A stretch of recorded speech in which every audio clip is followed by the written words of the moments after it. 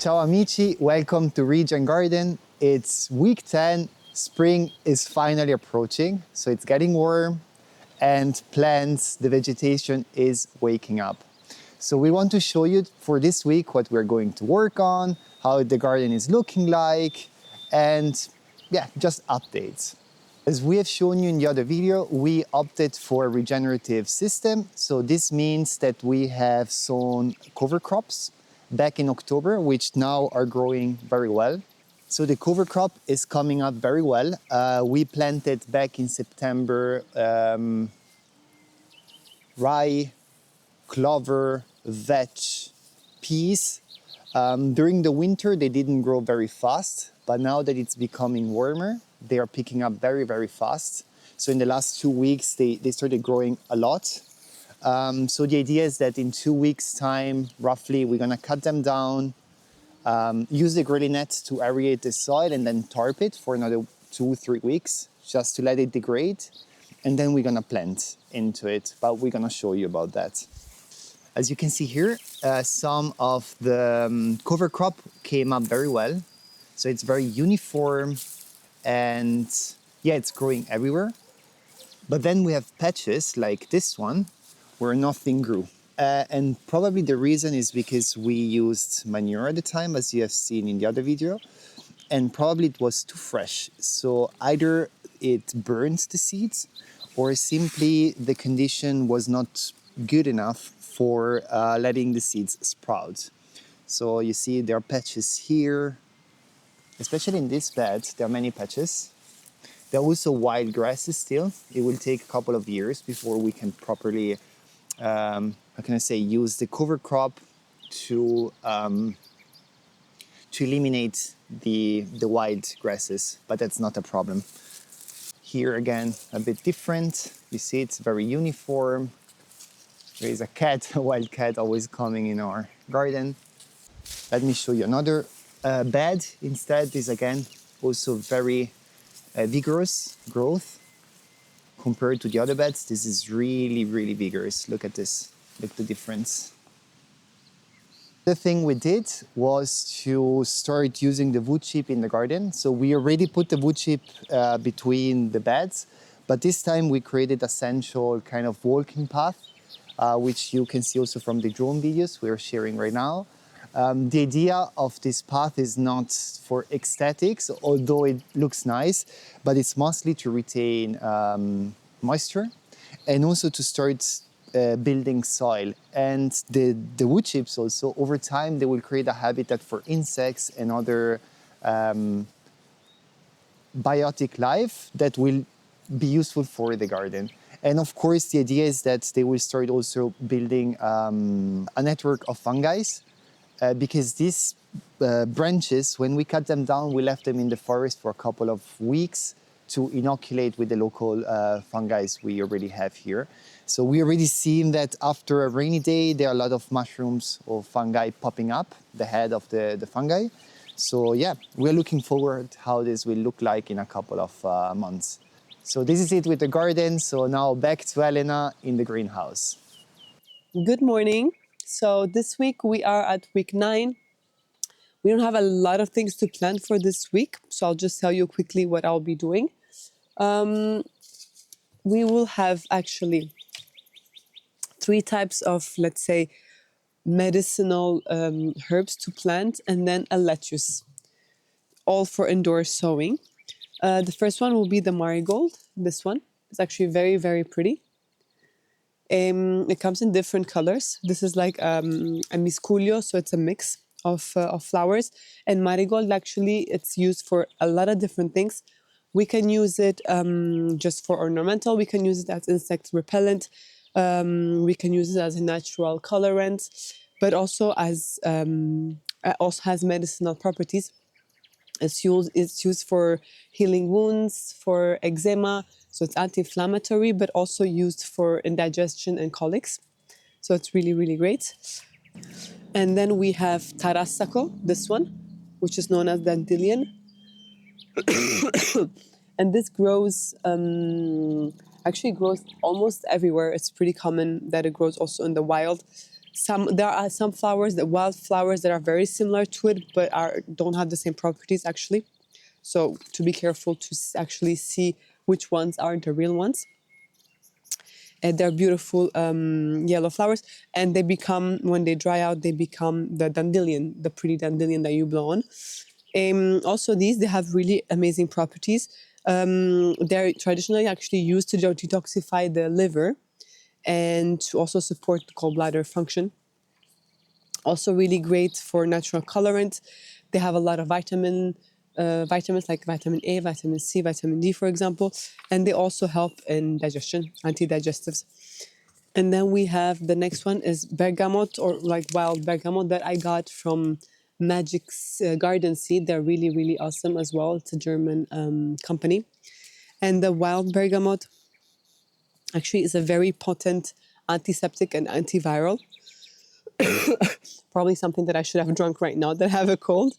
It's in fact, yeah, it's used to treat colds, to treat respiratory problems, and also for digestive issues. It's a really great plant. We'll be planting that. So we have dandelion, bergamot, and marigold as a medicinal plant. And then the last one will be the veggie, which is lattuga, a lettuce, and the variety is the is the Tudela, I think. Yeah, the little gem Tudela variety. I wanted to show you actually, because I was also a bit curious of how they would look like, the seeds. And the seeds of the lettuce, actually, I don't know if you can see, they look like perfect little round eggs. Super gorgeous. Like, this is one of the reasons I love doing this with the seeds.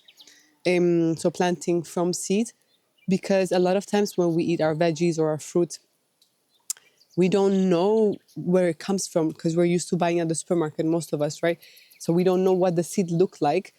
And to be able to do this, so planting indoors and just planting from seeds, it really gives me a different perspective and a whole idea of where the plant comes from, and really go in contact with the seed from where then the vegetable that I will eat comes from.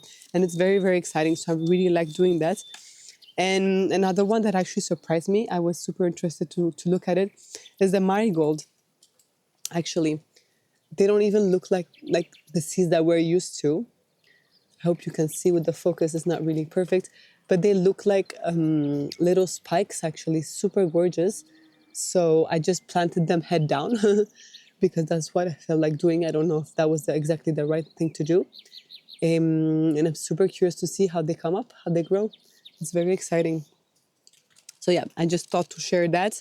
And now I'm done with the planting. I'll just water them and then wait a few weeks, a month or something, to see what starts sprouting. So I'm very excited for that. Hello. So today I'll be showing you the progress of the seeds that we planted early in the month, so week 6 and week 7. A lot of them have sprouted, so I'm very, very excited to show you. They're super cute. And then today I'll be planting the tomatoes. I'll show you that as well. Okay, so these are all the trays. And now we will see close up which ones sprouted and which ones didn't. Okay, so here, this is the first tray of the plants that sprouted, and all of these are the cabbages. So if you can remember in the other video of the week 6 and week 7, I planted 3 types of variety of cabbages in the same tray and just divided them with the name tags, and they sprouted, and I'm very, very happy about that. It's not all of them, so it's not uniform yet, but it worked.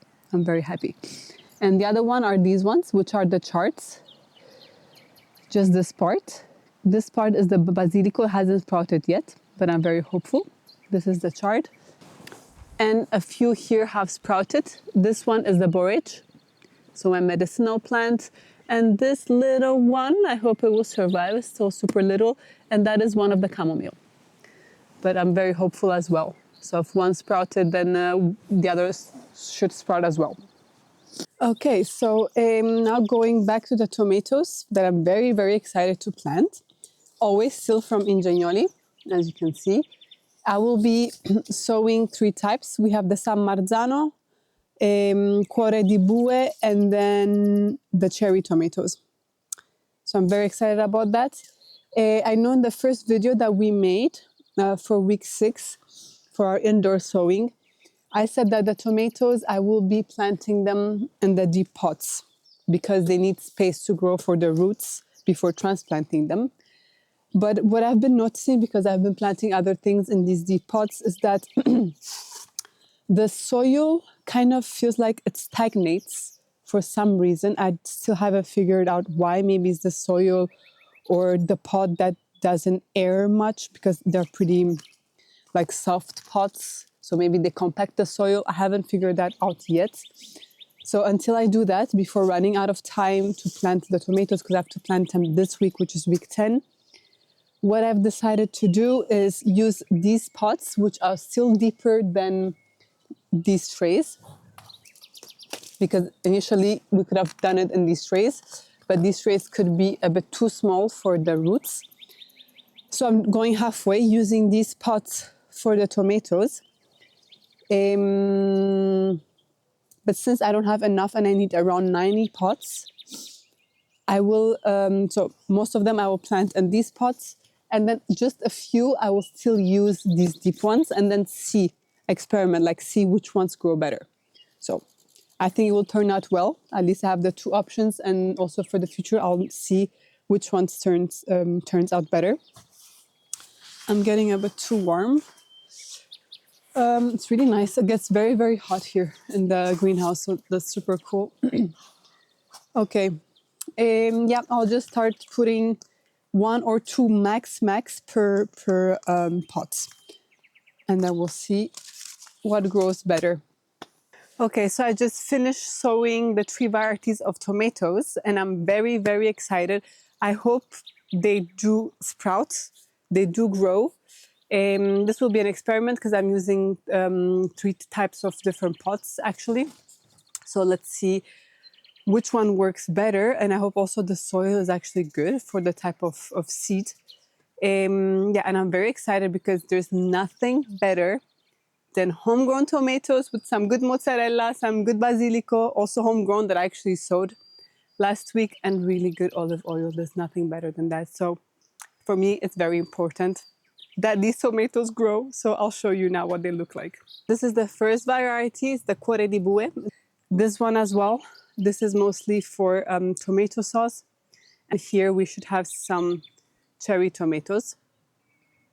Okay, so the update for week 9, week 10 is done. I also showed you what sprouted this week. And that's it. So we'll see you in another video. Thank you.